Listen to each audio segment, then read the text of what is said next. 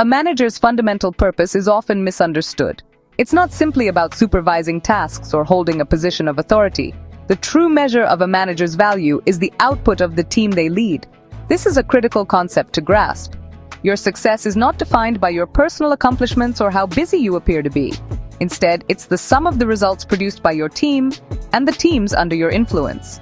A manager's output is therefore a direct reflection of their ability to organize, motivate, and direct their people toward a common goal. Your worth is measured by the collective achievement and productivity of those you are responsible for guiding. This shift in perspective forces a manager to think differently about their role. Instead of focusing on their own to-do list, they must concentrate on activities that create leverage.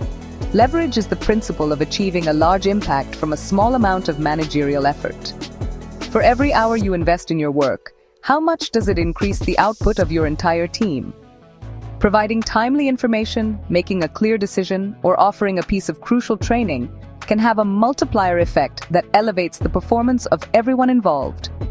The best managers are those who consistently find ways to amplify their team's capacity, understanding that their primary function is to make the entire unit more effective and productive. Think of it this way: a manager is like a coach of a sports team. The coach doesn't score the points, but their strategy, training, and guidance directly determine the team's success on the field. The coach's output is measured in wins, which are achieved by the players.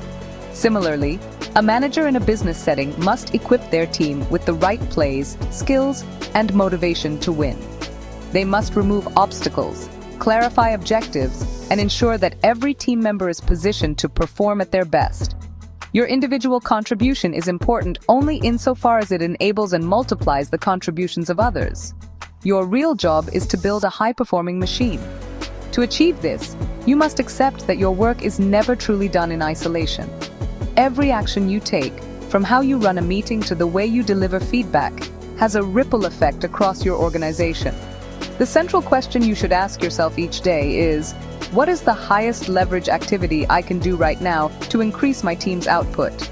By consistently focusing on this question, you move from being a simple supervisor to becoming a true leader and a force multiplier for your organization. Your ultimate responsibility is to increase the pace and quality of the work that your team delivers, and that is the only metric that truly matters in the end. To understand how to increase output, it helps to think of any work environment as a factory. Imagine your job is to run a small factory that produces a simple breakfast: a boiled egg, a piece of toast, and a cup of coffee. To deliver this breakfast on time and to a high standard, you must manage a series of processes. The egg must be boiled for the perfect amount of time, the toast must be browned just right, and the coffee must be brewed and ready at the same moment. This requires careful coordination, timing, and monitoring. You need to identify potential bottlenecks, for example, a slow toaster, and find ways to fix them before they delay the entire meal. This breakfast factory mindset is not just for manufacturing. It's a powerful analogy for any type of work, including knowledge work. In an office, the products might be sales reports, software code, marketing campaigns, or strategic plans. Just like the breakfast, these outputs require a series of steps, inputs from different people, and a clear timeline. A manager's job is to map out this production process, identify the key stages, and ensure that everything flows smoothly. You must ask, what are the limiting steps? Where do delays typically occur? How can we ensure the quality of each component before it moves to the next stage? This way of thinking brings order and predictability to complex tasks. Applying this factory logic helps you pinpoint areas for improvement. You can start by establishing indicators that measure the health of your production line. For the breakfast factory, you might track the time it takes to deliver the meal, the temperature of the coffee, and the customer's satisfaction. In an office, you would measure project completion rates, the number of errors in a report, or the response time to a customer inquiry. These metrics give you objective data about your team's performance, allowing you to move beyond guesswork and make informed decisions about where to focus your managerial attention. It transforms abstract goals into concrete, manageable processes. Ultimately, this approach demystifies the manager's role. Your primary task is to be the engineer of your team's production system. You must design, build, and continuously refine the processes that turn raw inputs, like ideas, data, and effort, into valuable outputs. Whether you are managing software developers, accountants, or sales representatives, thinking like a factory manager gives you a practical framework for increasing efficiency and quality. It forces you to focus on the how of the work, not just the what, which is the key to building a team that consistently delivers high-quality results on schedule. To run your factory effectively, you need a set of high-leverage management tools. One of the most important, and often misused, is the meeting. Meetings are the medium through which managerial work is done. They should not be a waste of time. They should be a mechanism for action. A well-run meeting can save hours of work by ensuring everyone is aligned, informed, and clear on their responsibilities. There are two main types: process-oriented meetings, like one-on-ones, which focus on regular information exchange and coaching, and mission-oriented meetings, which are convened to solve a specific problem and make a decision. A manager must be disciplined about the purpose and structure of every meeting to maximize its leverage. Another critical tool is adapting your management style. Not every employee needs the same level of guidance. Your level of involvement should be based on the employee's task-relevant maturity, their experience and readiness to perform a specific task, not their age or seniority.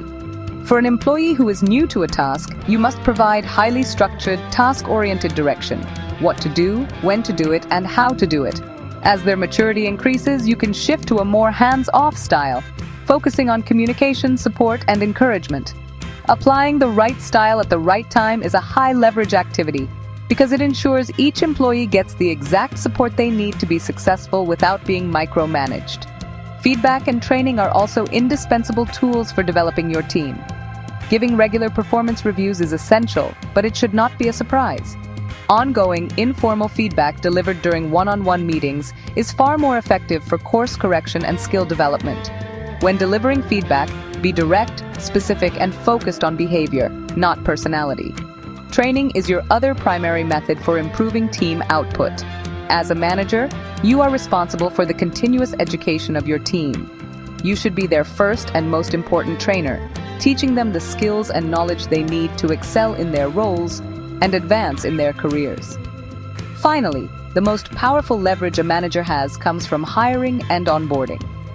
Making a poor hiring decision can cost your organization enormous amounts of time, money, and productivity.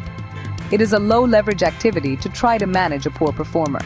In contrast, hiring a motivated, capable person is an incredibly high-leverage act, as they will contribute positively for years with minimal oversight.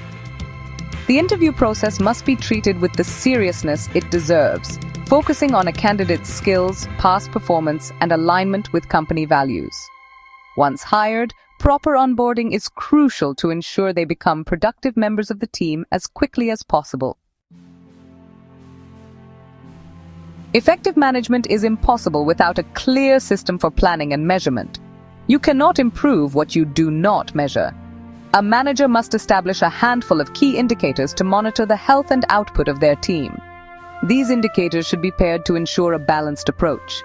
For example, if you only measure the quantity of work produced, like the number of sales calls made, quality may suffer. Therefore, you must pair it with a quality indicator, such as customer satisfaction scores or conversion rates. This prevents people from optimizing for one metric at the expense of another, ensuring that the team is focused on delivering both volume and excellence. Goal setting is the mechanism that directs your team's energy. Using a framework like objectives and key results, or OKRs, provides clarity and alignment. The objective is the what, the ambitious, qualitative goal you want to achieve. The key results are the how, the specific, measurable outcomes that tell you if you have reached your objective. This system forces you to be precise about what success looks like and ensures that every team member understands how their individual work contributes to the larger organizational goals. Regular planning cycles, whether quarterly or monthly, allow you to set these goals and review progress, creating a steady rhythm of execution and accountability. The foundation of all this work is, of course, people. Hiring the right individuals and investing in their growth is the most important long-term strategy for increasing output. The hiring process should be rigorous and focused on identifying candidates who not only have the necessary skills, but also share the company's values and work ethic. As a manager, your commitment to your people does not end once they are hired. You have an obligation to provide them with the training they need to succeed. This isn't just about formal training programs. It's about the day-to-day coaching and teaching that happens in one-on-ones and team meetings. Your role as a teacher is paramount. In conclusion, mastering management is about becoming a master of process. By treating your team's work like a production system, you bring clarity, discipline, and a focus on continuous improvement to everything you do. The manager who relentlessly focuses on refining processes, clarifying goals, measuring what matters, and consistently teaching their people will build a team that is not just productive, but capable of sustained success. Your legacy as a manager is not your personal output. It is the high-performing, self-sufficient team you build. A team that continues to deliver outstanding results long after you have moved on.